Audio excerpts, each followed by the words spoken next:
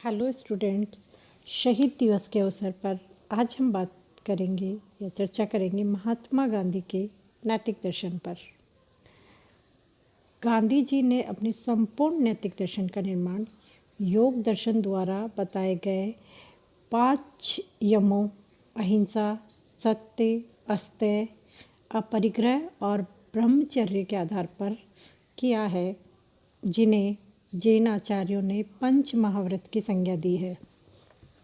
इन पंच महाव्रतों के अतिरिक्त सर्वधर्म समभाव, स्वदेशी, शारीरिक श्रम, अभय, अस्वाद तथा अस्पृश्यता निवारण जैसे सिद्धांतों को भी गांधी जी ने आवश्यक व्रतों के रूप में स्वीकार किया है।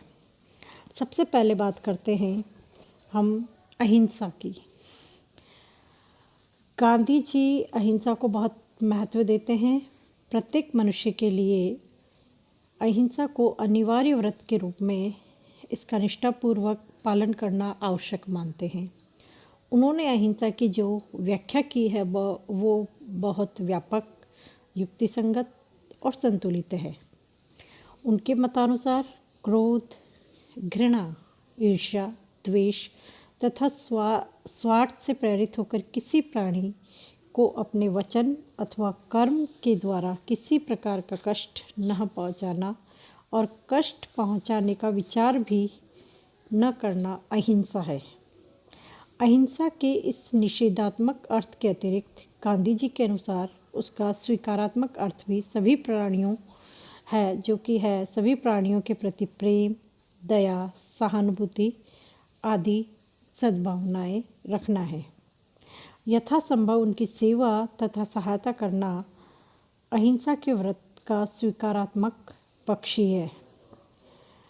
गांधी जी ने अहिंसा को कुछ साधु संतों के लिए ही नहीं, अपितु संपूर्ण मानव समाज के लिए आवश्यक मानकर उसके क्षेत्र को बहुत व्यापक बनाया है। उनका दृढ़ विश्वास था कि सामाजिक, आर्थिक, धार्मिक तथा राजनीतिक समस्याओं का स्थायी समाधान केवल शांतिपूर्ण अहिंसात्मक उपायों द्वारा ही किया जा सकता है, हिंसा द्वारा नहीं। गांधी जी के विचार में अहिंसा का आधार मनुष्य का नैतिक अथवा आध्यात्मिक बल है, उसकी विवशता या दुर्बलता नहीं। उनका मत है कि विवशता और दुर्बलता के कारण हिंसा से दूर रहना अथवा अन्याय सहन करते हुए प्रतिरोध न करना अहिंसा नहीं बल्कि कायरता है, जो हिंसा से भी अधिक निंदनीय है। गांधी जी ने स्पष्ट कहा है कि यदि कायरता और हिंसा में से किसी एक को चुनना पड़े तो हिंसा को चुनना ही उचित होगा, क्योंकि हिंसा करने वाले व्यक्ति में साहस होता है, जबकि कायर में यह गुण भी नहीं पाया जाता। अहिंसा को वे ईश्वरीय नियम मानते हैं, क्योंकि उनके मतानुसार ईश्वर समस्त विश्व का आधार है। यद्यपि गांधी जी सामान्य परिस्थितियों में प्रत्येक व्यक्ति के लिए अहिंसा के व्रत का पालन आवश्यक मानते हैं, फिर भी वे यह स्वीकार करते हैं कि कुछ विशेष परिस्थितियों में अहिंसा का परित्याग करना उचित या वांछनीय ही नहीं, अपितु अनिवार्य कर्तव्य भी हो जाता है। अहिंसा के अपवादों का उल्लेख करते हुए उन्होंने स्पष्ट कहा है कि हिंसक पशुओं, पागल कुत्तों, फसल को नष्ट करने वाले तथा रोग फैलाने वाले कीड़ों की हत्या करना उचित है, और यदि ऐसा निस्वार्थ भाव से अर्थात केवल सामाजिक हित को ध्यान में रखकर किया जाता है तो इसे अनुचित नहीं माना जा सकता। सामाजिक कल्याण के अतिरिक्त किसी प्राणी को असह्य पीड़ा से मुक्त कराने के लिए केवल उसी के हित को दृष्टि में रखकर और स्वयं क्रोध, घृणा तथा स्वार्थ से रहित होकर उसके जीवन को समाप्त करना भी गांधी जी ने उचित माना है। गांधी जी के मतानुसार सभी परिस्थितियों में अहिंसा का यंत्रवत पालन करना न तो संभव है और न वांछनीय है। गांधी जी के लिए सभी परिस्थितियों में अहिंसा का पालन करना अनिवार्य तथा वांछनीय नहीं मानते, किंतु वे उनके इस मत को स्वीकार करते हैं कि अहिंसा ही मानव के लिए सर्वोत्तम धर्म है।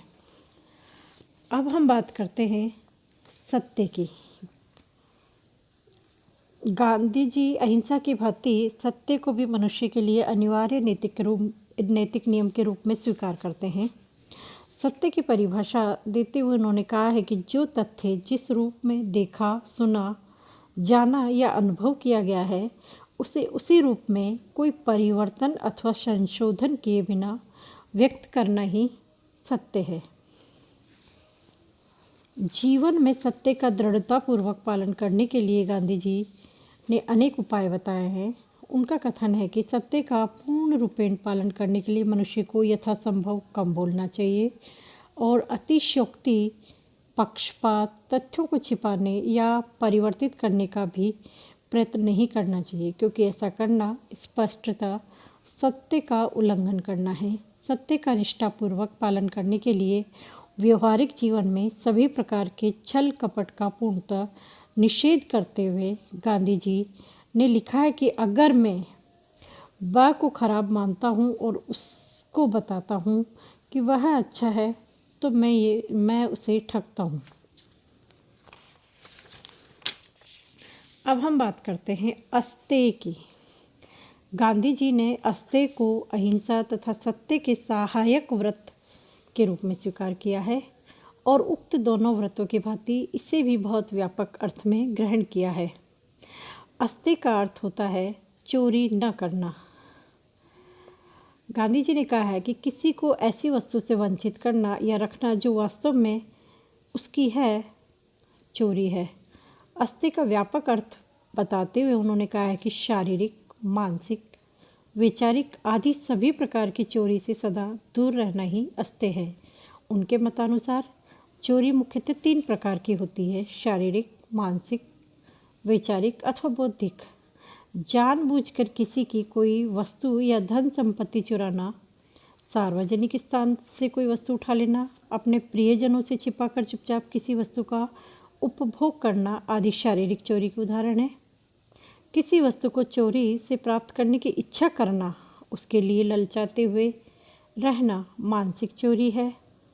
किसी अन्य व्यक्ति के विचारों को स्वयं अपने मौलिक विचार कहकर दूसरों के समक्ष प्रस्तुत करना वैचारिक अथवा बौद्धिक चोरी है। इस प्रकार यह स्पष्ट है कि गांधी जी के मतानुसार शारीरिक, मानसिक तथा वैचारिक इन तीनों में से किसी प्रकार की चोरी करना अस्तेय के नियम का उल्लंघन करना है। अब हम बात करते हैं अपरिग्रह की। अपरिग्रह का सामान्य अर्थ होता है संचय न करना, परंतु गांधी जी ने अन्य व्रतों की भांति अपरिग्रह का भी बहुत व्यापक अर्थ स्वीकार किया है। उनका मत है कि अपरिग्रह का पालन करने के लिए केवल धन संचय न करना ही पर्याप्त नहीं है, प्रत्युत भविष्य के लिए किसी भी रूप में किसी प्रकार का संचय न करना और उसकी रक्षा भी न करना आवश्यक है। वे ये मानते हैं कि अपनी अनिवार्य आवश्यकताओं से अधिक किसी भी वस्तु को ग्रहण करके उसे भविष्य के लिए संचित करना अपरिग्रह का उल्लंघन है। अब अंत में हम बात करते हैं ब्रह्मचर्य की। गांधी जी ने अहिंसा, सत्य, अस्तेय और अपरिग्रह के भांति ब्रह्मचर्य को भी बहुत व्यापक परिभाषा दी है।